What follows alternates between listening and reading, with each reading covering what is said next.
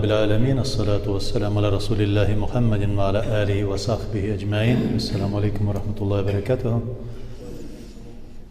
Hayırlı günler. Allah subhanahu teala hayırlı turmuşlar nasip etsin. Allah Teala Kur'an-ı Kerim'de bir ayet bilen bizge müracaat ete kisete, yani şeytandan kisetip koya, ol da bulsa وَاِذْ قَالَ الشَّيْطَانُ لِلْاِنْسَانِ كْفُورْ فَكَفَرَ ثُمَّ قَالَ اِنِّي بَرِيءٌ مِنْكَ اِنِّي اَخَافُ اللّٰهِ. Yani şeytan de Adem balasına küfürlük kıl deyip aytadi. Türlü yollar bilen, türlü şu yaklardan kelip, türlü yumuşak orunlarını tabıp, izlep, küfürlük kıldırttıra kişini. Tege kişi küfürlük kıladı. Tege kişi küfürlük kılgandan soň, ayta, durup basa da, karşısına kelip basa da, men senden yüz şiirem, men senden baş tartam. Çünkü men Allah Teala'dan korkuşudy şeytan. O bir izgi kişinin nindi derecedeki tübenlikке düşken meselesini kürsete turgan bir vakigadan soň, şunu Allah subhanahu teala kürsetanın tefsirinde de kele, yani kişi izgi, evliya kişi, Allah Teala'nın bir dostu bulgan, her daim Allah subhanahu teala'nı zikir kılgan kişi, ekirin, şuşunday dereceye düşe. Hemen dahırdan kişini de ütirede bunu. Hatta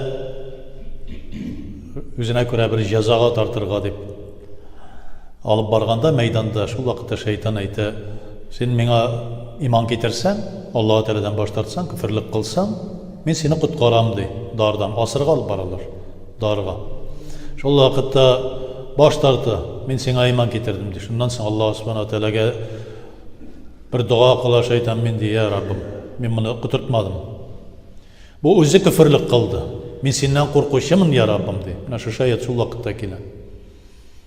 Şeytan da Allah Teala'dan korkkanı bilgirdi. Allah Teala şeytanını da ayta. Şeytanın bir vakitte da sizge güçü yetmedi. İlla meger siz özünüz boysunasız. Şu an göre şeytanın güçü yetmesi için, şeytanga boysunması için onun yolların, onun haylelerin bilirge deyişlik gerek bizge. Yani şeytanın neydi hayleleri var? Şeytan en birinci nefis degen düşüncege basım yasay. Adam balasının nefisi bilen oynay. Nefsine karata türlü yolları var. Birinciden kızdıra o. Yani kanını kızdıra kişinin. Birbirine karata düşmanlaştıra. Yani sen onlardan eybetirek deyip eytirtire. Sen onlardan hayırlırek deyip eytirtirip, soğuştırttıra. Görelmez dereceye jetkirttire birbirisini, mümin müslümanlarına. Ol yolu da var. Zina yoluna da kitire. Yani ekrengine göz günahlarına kirte, kulak, dil günahlarına kirtire de nefisini kuturta da kişi ekrengine zinaga kelip yakınaya zina kılırga mecbur bolar. Arak işiu, türlü isipkeçler işiuge de şuşlay kitire şeytan. Yani eybetti. Rahat bulaşak, jengillik. Ninde bir kaygan bolsa, yaki bir narkotik kullan, onu tasın dünyasın. Çünkü dünya ol aldavuşadı. Allah Teala sözünü söylüyor. Dünya aldalaydı, dünyanın bir nindi faydası yok. Sen içsen, isipkeç kabul etsen, ninde bir narkotik kabul etsen, rahatlanıp dünyanı unutasın da, şunday hayırlı derecede jüriyeceksin. Şulay yok endi, dağıntı zina meselesinde de, hali teginden eğlenip kaytışı yok. Onda nerse bulasın bilgili yok, onda hur kızları var elbette. Ama bu dünyada da büyük maturlar, katın kızlar gayratlar da türlüsü. Yani ilikkigi evliyalardan, Rahib isimli bir evliyalardan cenaze namazına barganda bir katının yüzüne karab koydu da dey. Şundan soň Cüneyt el-Bagdadi ulu galimlerden onun yüzüne karadı da yüzün karaldı dey. Nerse buldu ekan dey. Көзгüge karasa şundan da yüzü kapkara bulgan. Niye için şulay buldu dey. Bir 40 günlep tövbe kıla şu karашına, bir karашına. Şeytanga boysundun dey. Şeytan nefsini özüne boysundurdu. Menmenligin ketdi. Motorlukka qarayım deb. Onda da tegi özünçe netip koya. Aqlanmaq işi bola. Men motorlukka qarayım. Men tegi şahvat bilan qaramayım degan bo'ladi. Шайтанның шундый ук бер-берсенә карата дошман итү. Дошман бер-берсен күрәлмәс дәрәҗәгә китерү бер начар юлы бар. Аякны тайдыртып җибәрү, сиратул мустақимда барган вакытта тайылып китү мәсьәләсендә шайтан шулай котырта адәм баласы. Ни өчен? Чөнки Аллаһ Тәала каршында вәгъдә бирде. Аллаһ Тәаладан бер рөхсәт алды. Кыямәткәчә кадәр Аллаһ Тәаланың кулларын адаштырырга Аллаһ Тәаладан рөхсәт алды. Оңнан да килермен, солдан да килермен, алдан да килермен, арттан да килермен диде шайтан. Аллаһ Субханаһу Тәала ике җирдән киләлмәссең диде. Югарыдан һәм астан.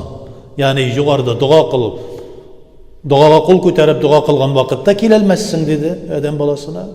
Һәм сәҗдәгә маңгайны терәгән вакытта сәҗдә вакытында киләлмәссең диде. Анда да кайберләребезнең нәфесләре шул дәрәҗәдә була ки, хәтта сәҗдәдә дә төрле ниндидер бер фикер киреп куя. Дуга кылганда да бер ниндидер фикер киреп куя. Гомумән, бу шушы мөмин мөселман булган, Аллаһ Тәаләгә һәр даим теле, җаны, тәне белән гыйбадәт кылып, зикр тәсбихтә булган кешеләр шушындый куркынычта, шуның өчен йөзләре каралып чыга. Шуның өчен йөз каралу нәрсә ул? Кыямәт мәйданында сине бармак төртеп күрсәтәчәкләр. Бу гыйбадәт кылып җиргән кеше кара, йөзе кара. Нурлы түгел. Йөзе нурлы булмадымы, бу җәннәткә хәле түгел, бу җәһәннәмгә керәчәк дип төртеп күрсәтәчәкләр. Гомумән диннән китүчеләр, дин белән мәшгуль булмаучылар, Аллаһ Тәаләне танымаучыларның хәлләре ничек? Аллаһ аны сакласын. Мөмин мөселманнарга шушындый куркынычлар яный. Әгәр дә мөмин мөселман арасында шайтан бер-берсен күрә алмаучанлык, бер-берсенә дошманлык хисләрен кертисә, гомумән Аллаһ Тәаләне искә алмаган кеше, һәм бөтен дөнья инсаниятен, бөтен дөнья кешен күрәлмәс дәрәҗәдә, шундый кансыз дәрәҗәдә җиргән кешеләрнең хәлләре ничек була? Аллаһ аны сакласын. Бер группа җегетләр шул кадәр Аллаһ Тәаләне зикр кылып, һәр даим Аллаһ Субханаһу Тәаләгә гыйбадәт кыла торган булалар. Аларның үзенең бер эшләре дә, бүгенге көндә әйткәндә, бизнеслары да шул кадәр күркәм, шул кадәр хәерле дәрәҗәдә бара торган була. Чөнки бер 10-20 җегетләр һәр даим мәчеттә җыелалар, берсенең өендә җыелалар, гел зикрдә, гел Коръән укыйлар, дәрес бирәләр бер-берсенә, һәр вакытта сөхбәтләр, Аллаһ Тәалә турында, Пәйгамбәрбез саллаллаһу алейһи хәдисләрен шулай сөйләшеп, шулай җырлыйлар. Шайтан үтеп керәлми, шайтан тегеннән дә килеп карый, бу яктан да килеп карый, җиңелми тегеләр. Ахыр чиктә бер көнне шулай дәрес биреп утырганда, тәрәс төбендә, урамда тагын икенче бер группа яшьләр җыелып, үзара сугыша башлыйлар. Шайтан сугыштыра. Сугышкан вакытта арадагы бер шушы дәрәҗәлерәкләре җегетләр тегеләр хәзер сугышалар, канга батышып бетерер. Безнең тәрәс төбендә ниндидер бер хәл килеп чыгуы мөмкин. Анда шушы ниләр килеп чыгы, килеп бездән допрослар алырлар. Ник карадыгыз, күрмәдегезме, тегеләйме, булаймы? Әйдә чыгып айырыйк әле шуларын диләр. Ихласта җегетләр. Тегеләр айырырга дип чыгалар, изге эшләргә дип чыгалар. Айырырга дип чыгалар, тегеләр белән буталаналар, берсен үтерәләр, берсен кыйныйлар, берсенең сына, берсенең имгәнгән, һәм шушлай бер-берсе белән хәтта дошманлашып бетәләр. Шайтан кулын ди. Үземнең максатыма ирештем ди. Шулай ук шайтан адәм баласын кутырта да, ахыр чиктән эшли, ахыр чиктә бу кешедән кача, әнә теге бер сәфәргә чыгып китәләр бер адәм белән, бер шайтан, иблис, ләгънәтуллаһи галәйһи, сәфәргә чыгып китәләр дә, көне буе йөриләр. Көне буе йөргәннән соң кич учак ягып, җал итәргә булалар төнне. Юлда, чүлдә, кайдыр сахрада.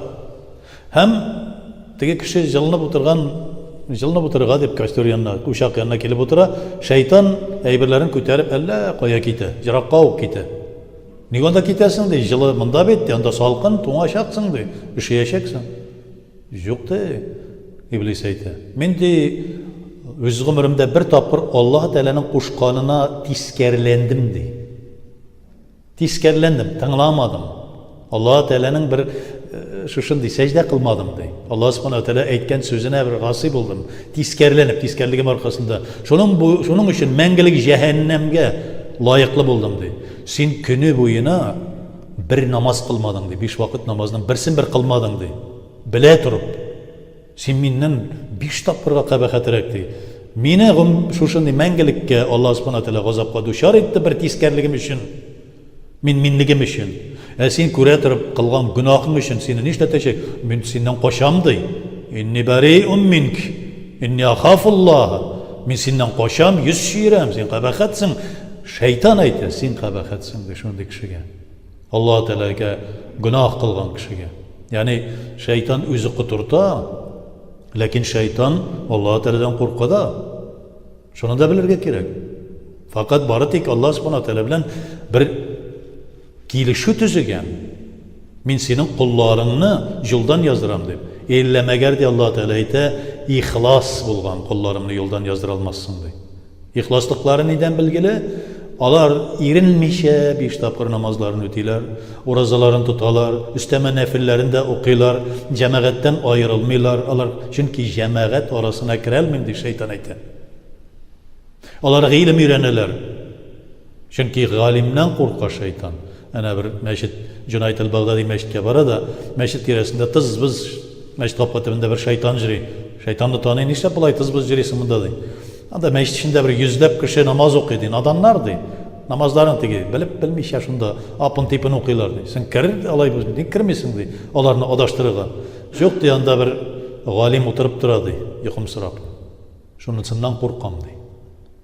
Йокымсыраган бер галим 100 уяу дәрәҗәдәге 100 кешенең гыйбадәт кылучы кешеләрдән хәерле ди.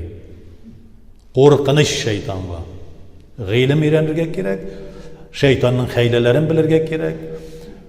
Кирәкмәгән нәрсәләрдән, шайтан кутырта торган нәрсәләрдән нәфесебезне саклап калырга тырышырга кирәк, чөнки нәфескә иң беренче нәфесне нәрсә белән саклыйбыз? Әнә Пәйгамбәрбез саллаллаһу алейһи әйтә, 70 мең ел ач тотты нәфесне ди Аллаһ Субханаһу тәгалә. Аннан соң гына нәфс Аллаһ Тәгаләне таныды ди. Шуңа күрә ураза белән, гыйбадәт белән нәфсебезне тәрбияләйбез, зикр тәсбих белән тәрбияләйбез, Аллаһ Субханаһу тәгаләгә якынайырга тырышабыз. Һәрберебезне дә Аллаһ Тәгалә якынайтып, һәрберебезне дә сөекле куллары кылсын. Раббана атина фид дунья хасанатан ва фил ахирати хасанатан ва қина азабнар. Аллаһу